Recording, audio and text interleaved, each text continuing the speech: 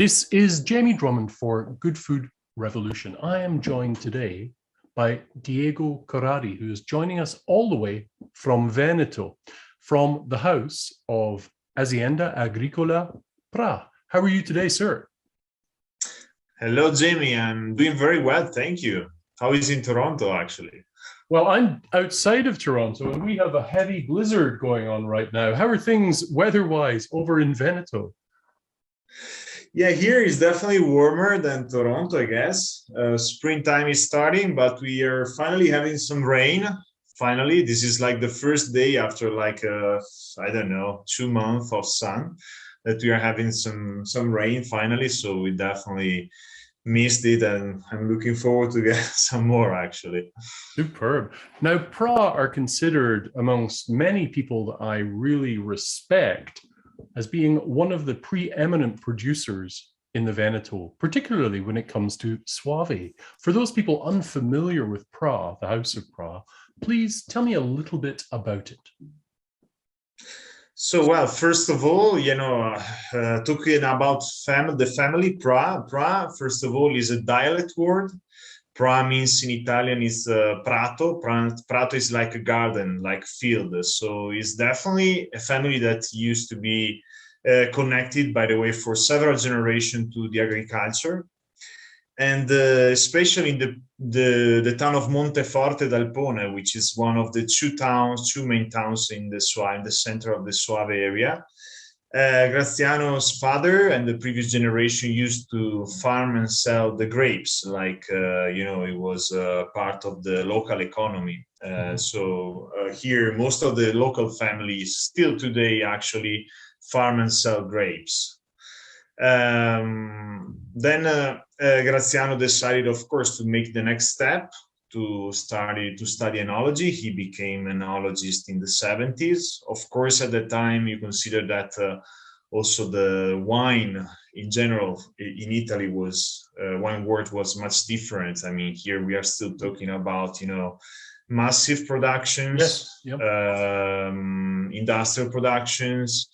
And Graziano, when after his studies, the early 80s is when he started the winery in Monteforte, taking over the family vineyards, starting from scratch, actually, because he started from 3 hectares on the hills of the Classico here, because here in Soave, actually, Classico is like the hills of Soave. So when we talk about Classico, it means grapes coming from the hills, the volcanic hills mostly. And he started from here, and he developed the winery starting from scratch in 1983 precisely. Let's talking about the area of Soave. Of course, we are in the eastern side of Verona. So when we talk about Soave, we talk about a really ancient and old wine region where we have proofs from the Roman times about some letters from Cassiodoro talking about wine from this region. So it's a really old story, an old connection with wines. And Soave is a mainly flat land. There are some hills in the middle, and the hills that I was talking about is called are the Classico area. So when you see a Soave with a Classico on the label, it means that it comes from the hills of Soave. And these hills were generated millions of years ago by volcanic eruptions that happened under the sea levels at the time. So today we have this old volcanic rocky soil. Especially when you go up on the hills, so it gets more rocky and basaltic rocky soil when you have more soil at the base of the hill. This is where actually Garganega performs better, I would say. So when you start farming Garganega on the hills of Soave, on low yield production, or at least controlled production, on old Pergola Veronese, or we do more and more newer system, Guyot training system on the newer plantation. We always do Guyot. Then definitely you get really the complexity, you get really the potential and the great aging potential of Garganega that, in the past, Garganega was considered a varietal that, usually, especially when farming a flat land, could really give a huge production. And so still today we have cooperatives, we have industrial producers that make a huge volume of Soave. So you can find Soave at several price points on the shelves. And but there's a huge difference in between what is produced on the flat land and what is produced on the hills. I mean, we do Soave today that you can age for 20, 30 years, great wines. Garganega had its industrial success because of its generous productivity, for sure. And it's only recently that people have been drawn to Garganega as being perhaps one of the finest white wine grapes in Italy. And I think it's interesting you spoke there about the potential longevity of Garganega wines. It's something that I don't think that most people realize. So I'm intrigued to see that Pra is going laser focused on this quality when it comes to creating wines that can age for quite some time. Now, I was doing a little bit of research, and I'm not sure what your knowledge of this is. Were you familiar with the origins of the term Soave, the word Soave? There are some talks about that, when in the previous letter there were talks about, a Soave wine, that Soave, here in Italian means, the word Soave would be like soft, or if you go more in Spanish would be like sweet.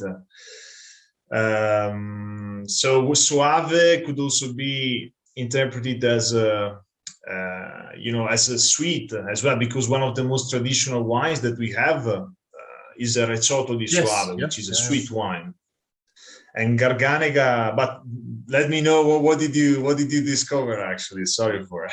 No. I just find this quite interesting. Every time I do one of these interviews, I try to do a little bit of research beforehand to see if I can bring something to the conversation. I could learn something really.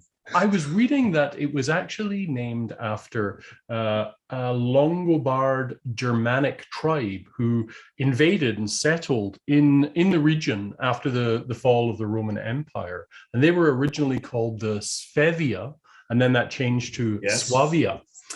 So I thought that was quite an interesting theory, at least, because so often people think that the word Soave is somehow related to suave in English, which it's not. In fact, some people pronounce it suave, which is even better. So you at Pra chose to focus not solely, but mainly upon Garganega, and you have, I believe, 30 hectares planted to this day. I was curious as to the biotypes and or clones that you use at Pra. So definitely, consider that our consortium in Soave gave the chance in the 90s also to blend Garganega with the 30% of other international varietals. So we have quite a wide, range of varietals that we can blend with Garganega. The rule is that 70% has to be Garganega. The other local varietal, the very local varietal, is actually Trebbiano di Soave. Trebbiano di Soave is a varietal that is very local, like Garganega. It's a type of Verdicchio, is it not? It is the same DNA of Verdicchio. Yes, correct.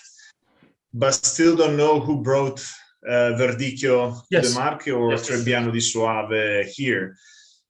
So traditionally, Verdicchio, these are really two very different varietals. Garganega gives more like the muscles. So is very resistant, is a rustic, marvelous varietal with a thick skin, resistant also, to fungus, very good for the drying process. For two, we make 4 different kind of Soave based all on Garganega, and one of them also blended with Trebbiano. And for two of them, one of the actually considered quite a unique process from Graziano and traditional is this drying on the vine. So we cut the shoot and we let the grapes on the vine because Garganega, you know, the skin is very thick. The drying process is easy to dry.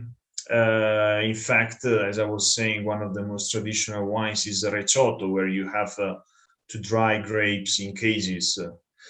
On the other side, Trebbiano di Soave is the opposite. It's actually, you know, smaller bunches, hard to grow, especially on the hills. It gets very easily affected, you know, and it gets really, you know, this tension and aromatic complexity that, by the way, we like. And it's a variety that we are actually improving. We planted some more recently, and we are planting in two different areas more Trebbiano. So in the future, we are considering to improve more and more this quality. But these are the two varietals that we do. So you won't find other varietals in our wines than Garganega and Trebbiano di Soave.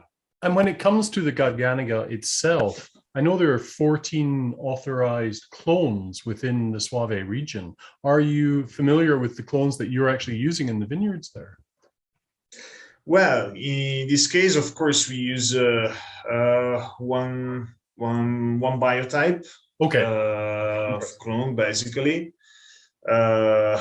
Here, yes, we buy from Vivaia Rochedo, which is one of the general supplier of clones, and we have to be careful because we also farm organic. So the clone that we buy has to be every year also accepted and by the certificator. But yeah, I mean. And again, of course, a clone that we can also plant mainly for Guyot. I mean, the vineyards that we are planting mostly in new plantation is a Guyot training system. One of the things that I found quite interesting about all of the Soave clones that I've been reading about is all of them have great concentrations of neurisoprenoids. So that's the compound that brings about that kind of fruit and hay aromatic, but also huge amounts of terpenes to give us that kind of floral aromatic. For you, what typifies a quality Garganega-based wine? So for sure, I mean, in order to get complexity, then I don't know exactly, I mean, what brought Graziano actually to pick his clones. For sure, for us, what is important is, I mean, to keep the complexity. So Garganega is mainly, you know, also, as you're saying, is a semi-aromatic varietal. Yeah. So the floral notes, and of course, at the same time, on the other side, has to be balanced with the fruit, the citrus, the lemon skin, which is typical from Garganega. And then, of course, it has to, by the way, express the soil, the terroir. So it has to be also the expression of, you know, the minerals, the salt, which is basically what's then, when you taste the wine, makes really the difference in between what is farmed in a flat land in huge yield production and what is farmed on the hills in a lower controlled yield on a really volcanic soil.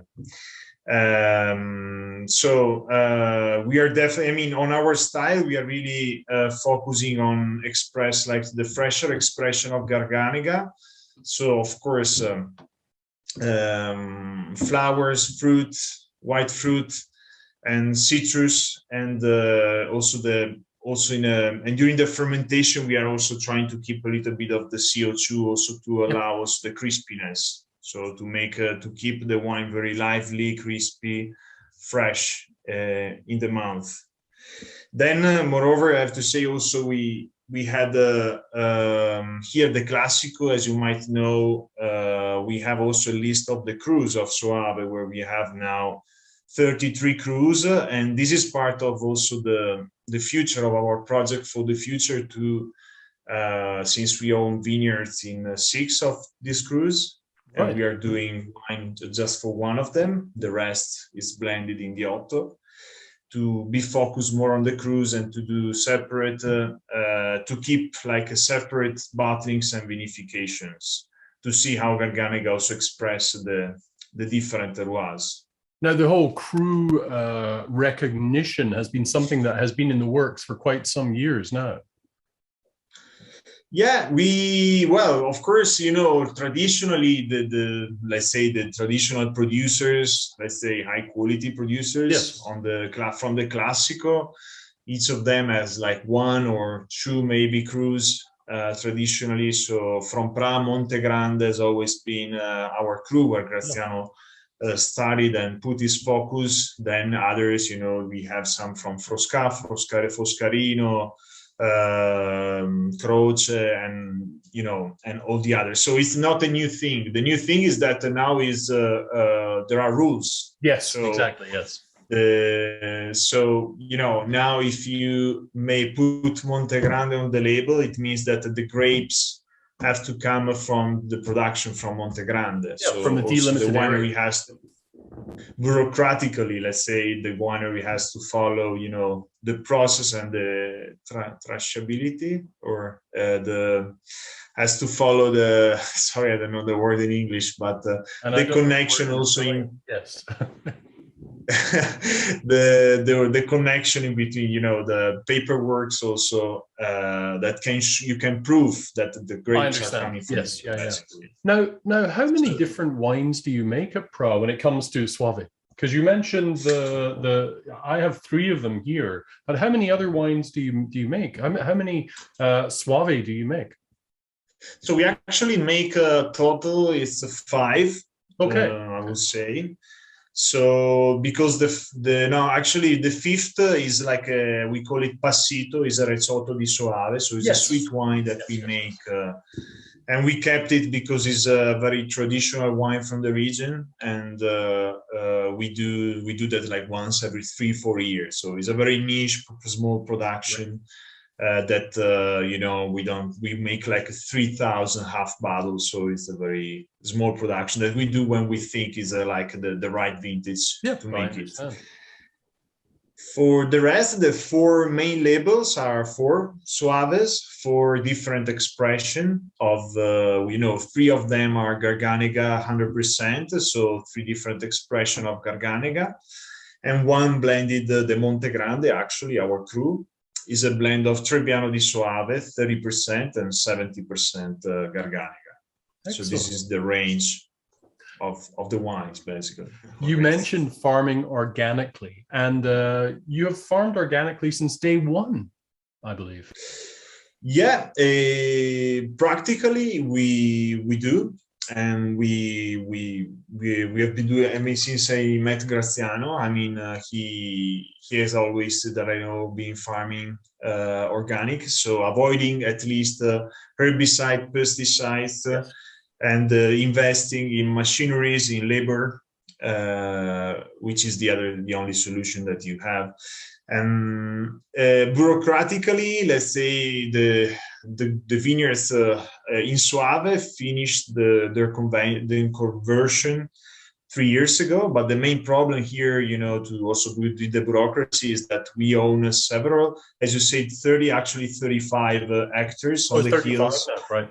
Yes, it's 35 hectares on the hills. And they are all, you know, we have 6 main blocks, let's say parcels, in 6 different crus, but then you know, you have neighbors all over. I was about to say, yeah. So that's the main problem. Yeah. So in order, and this was actually the thing that kept us, you know, away from the certification in the first instance. Then over the years, you know, we at the same time, you know, we started also our project in Valpolicella in 2000, where we planted the vines. We have 8 hectares up there in one single cru called Morandina, and that we could certify very easily since day 1. So that soil never saw any chemical, basically. With the certification, after some talks, we decided, if we have like one boundary with some of our neighbors, we can. You have two solutions. You plant trees. Yes. Yeah. That is something that we did, because we are also doing actually the certification of the biodiversity, which is another thing. Otherwise, you declassify, you can make analysis, or at least declassify the first or the first 3 or 2 rows. Oh, I see. Of grapes. Okay, and would that be? These are the solution. Would that be? Would you sell those grapes on, or would you? Otherwise, you can sell the grapes, or you can just treat them separately and. And resell maybe to the co-op, or we find other solution in that case. It's the only solution that you have, basically. I'm always curious as to how organic growers deal with their neighbors, but that's a good solution, I think. It's not easy. It's Diego, not easy at all. Thank you very much for joining us at Good Food Revolution today. Really appreciate your time. And I'm looking forward to tasting through these wines with you later. Hopefully, we'll see you in Toronto at some point in the future once we get all of this pandemic behind us. And I look forward to seeing you in Toronto. Me too. Thank you, Jamie. I'm looking forward to come back, actually. Super. Bye for now. Stay safe.